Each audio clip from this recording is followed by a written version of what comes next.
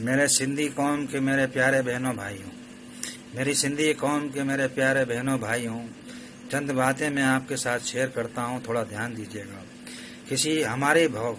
हमारी सिंधी कौम का वजूद इस वक्त भाषाई, कल्चरल सभी कुछ खतरे में है। इसलिए मैं आपसे दो बातें कहना चाहूँगा। किसी भाषा और संस्कृति को बचाने के लिए कोई स्वतंत्र राष्ट्र अथवा राज्य का होना कदापि बहुत ही आवश्यक है।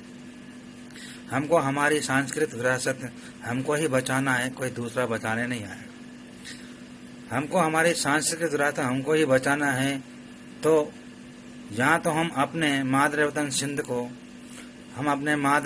सिंध को वापस प्राप्त करें अथवा भारत के संविधान में मिले भाषाई अधिकारों से हम भारत में मौजूद सिंधी भाषाई क्षेत्र को सिंधी प्रदेश के रूप में मान्यता दिलवाएं, जो हमारे अपने सिंध साम्राज्य का हिस्सा है। और सिंधी भाषा सहित अनेक सिंधी भाषा के पुरातन कल्चरों को बचाना भी तब तक संभव नहीं जब तक हमारे सिंधी समाज को हम एकजुट नहीं कर लेते। विशेषकर भारत में बिखरे सिंधी समुदाय भाषाई साहित्य उपलब्ध करवाना सराहनीय है, परंतु सिंधी कौम के सांस्कृतिक कल्चरों को बचाने के लिए हमारे पास एक बेस होना चाहिए जो भारत में है, परंतु भारतीय संघ गणराज्य की में मान्यता को प्राप्त नहीं है।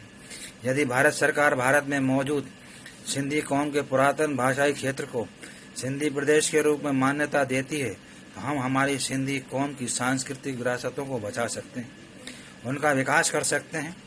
जैसे कि भारत में अनेक प्रकार के अन्य जाति समुदायों के अपने अपने अलग अलग राज्य हैं, जहां अन्य राज्यों के अनेक जाति समुदाय के लोगों द्वारा अपनी संस्कृति को राज्य सरकारों के प्रयासों से, उनके प्रोत्साहनों से बचाया और विकसित किया है। हम भी अपनी कौम की पहचान के लिए सिंधी कौम की सांस्कृतिक पुरातन श्रृंखलाओं को बचा सकते हैं। भारत में सिंधी प्रदेश की मांग उठाकर हम हमारी अपनी संस्कृति को जीवन दान दे सकते हैं। इसके लिए हमें एकजुट होना पड़ेगा। मेरी आपसे अपील है, हमारे अपने सिंधी कौम के बहन भाई हम सब एकजुट हों। धन्यवाद। जय झूलेलाल।